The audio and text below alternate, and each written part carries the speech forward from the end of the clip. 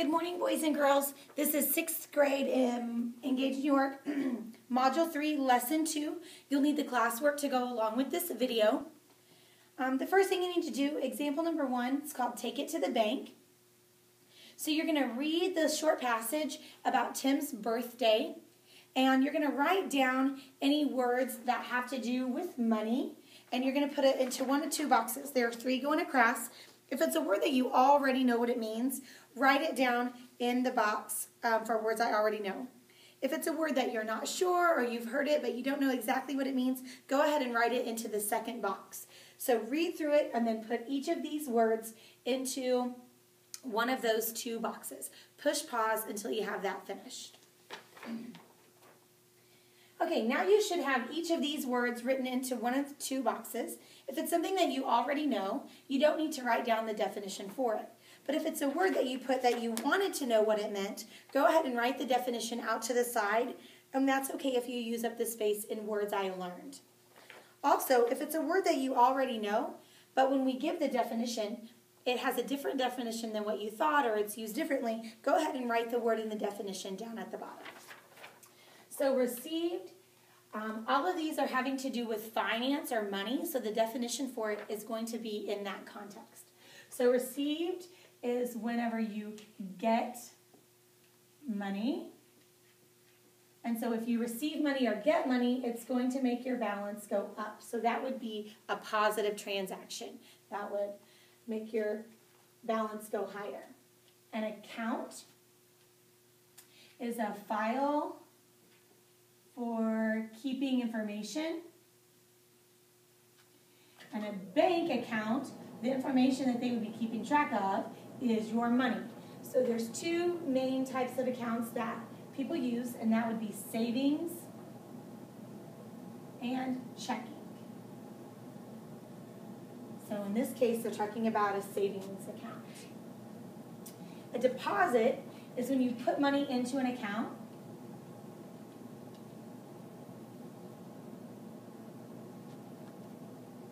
So when you put money into the account, that's going to make the balance go higher. So that would be a positive transaction. Credited. They credit his account. So credited is when they give you money to spend.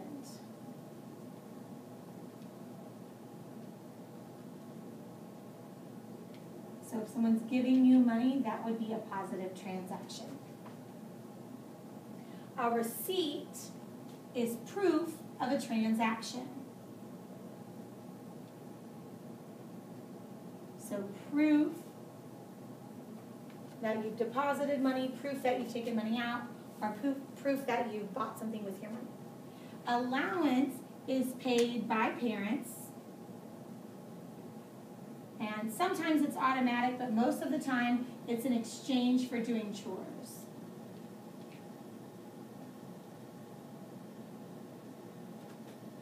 To withdraw, okay, so an allowance would be getting money, so that would be a positive transaction.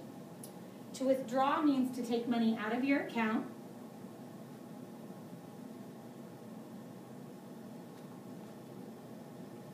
And if you're taking money out of your account, your balance would go down, so that would be a negative transaction. A charge is a fee for a service. So a fee, that's something that you need to pay, so that would be a negative transaction. You would have to pay that, your balance would go down. Fee and charge are synonyms.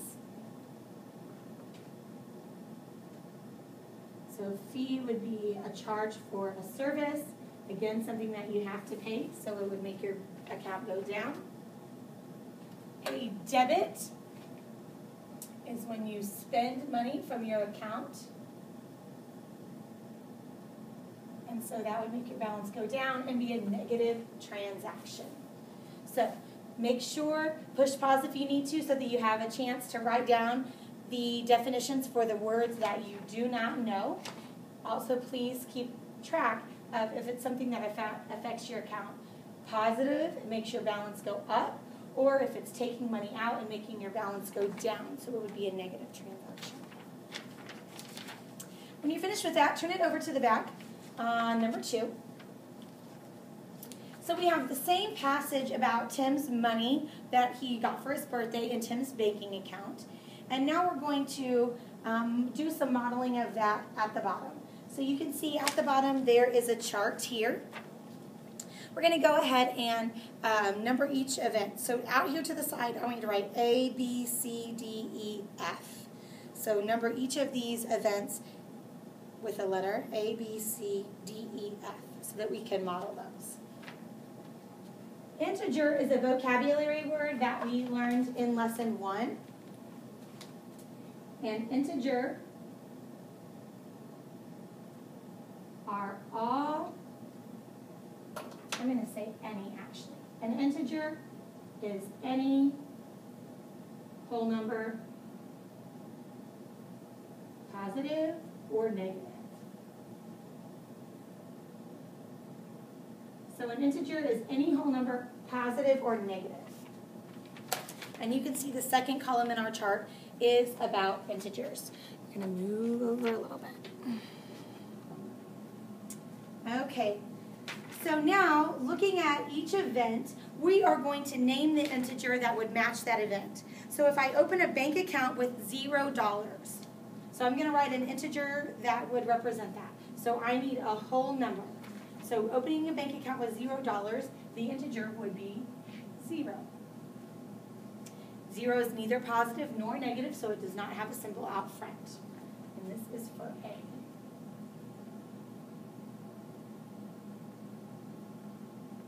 Okay, the second event is to make a deposit of $150. Well, if I look back at deposit, it means to put money into an account, and it's a positive transaction. So I'm depositing $150, so my integer would be 150. Now, when I put 150 without a symbol out front, then I know automatically that it is a positive number. So I could put the positive sign there. It doesn't change the value. It's positive if it has the positive symbol or no symbol at all. The only time it would be negative is if it had the hyphen out front. Okay, the next event is to credit an account for $150. So again, I go to credited.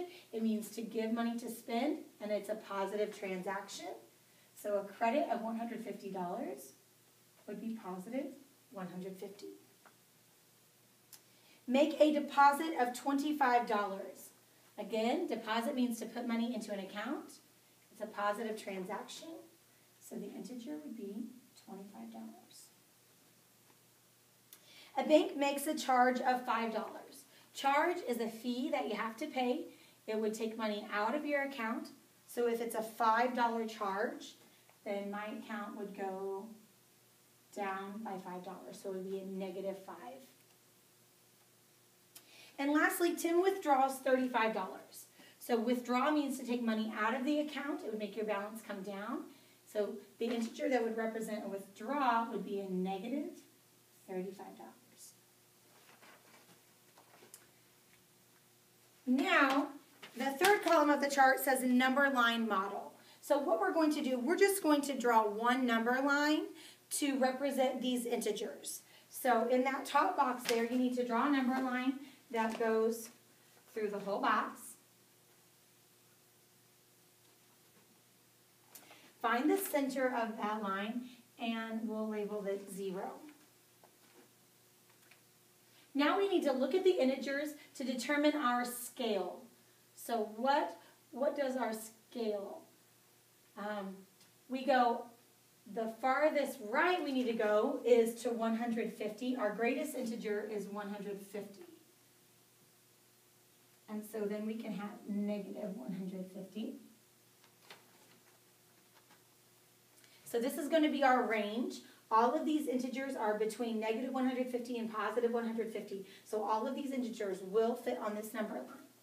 Now we need to choose our scale. So looking at all of these numbers, should we count by 100s? That scale would be too big. We could count by 50s. I think that might still be a little too big because half of them are less than 50. All of them are multiples of 5, but 5 would be too small to get on there. So 25 seems like a good scale to use. So I like to cut this in half. Halfway between 0 and 150 is 75. So half between negative 150 and 0 is negative 75. And now I can put these into equal parts.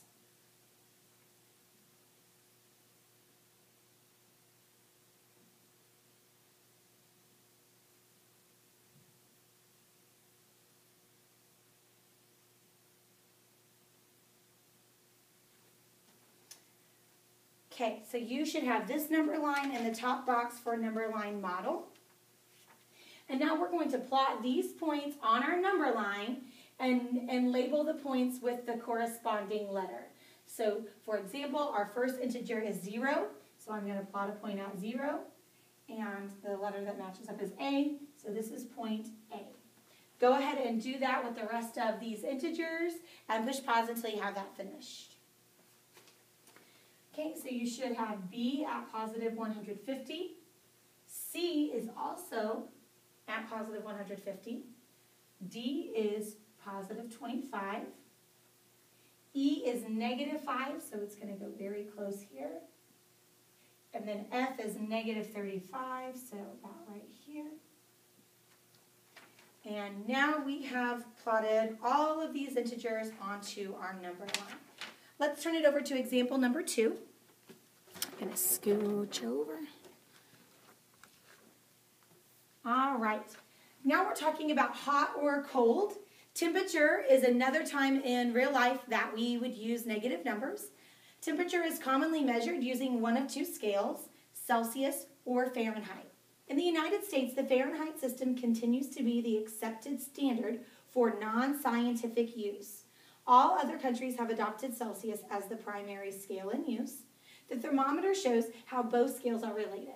So the thermometer on your paper looks something like this, and we've got Celsius on the right and Fahrenheit on the left, and you can tell by the initials that represent that at the top. A says the boiling point of water is 100 degrees Celsius.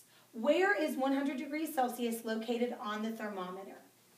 So if we're looking at the thermometer, we're looking for 100 degrees Celsius, so I go to the Celsius side. Here's 0, so 100 degrees is not shown on our thermometer. Thermometer is an example of a vertical number line.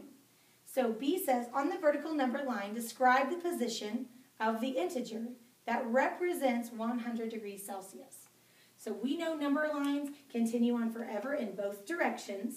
So if I were going to extend this number line to show 100 degrees Celsius, where would it be?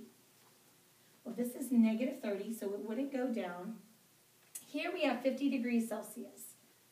I know that 50 is halfway to 100.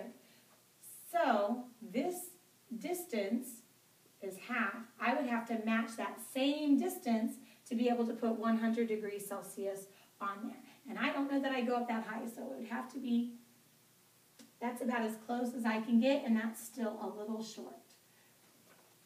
So just knowing that it's twice this distance from 0.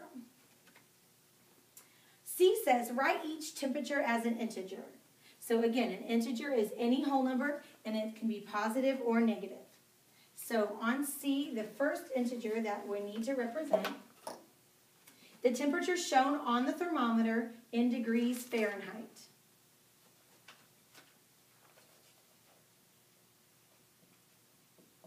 So the temperature is shown on the thermometer. So on your thermometer, the mercury is up to this line, and we want it in Fahrenheit, so I'll look not at Celsius, but over at Fahrenheit, and I can see that it matches up with 100. So the temperature on the thermometer is 100 degrees Fahrenheit. So this little symbol means degrees, and that's our unit of measurement, and the capital F represents Fahrenheit, which is the scale that we're using. So the temperature shown on the thermometer in degrees Celsius. Okay, so Celsius here is not matching up with one of the numbers that are labeled, but it does have a tick mark there. So I need to figure out what number does this tick mark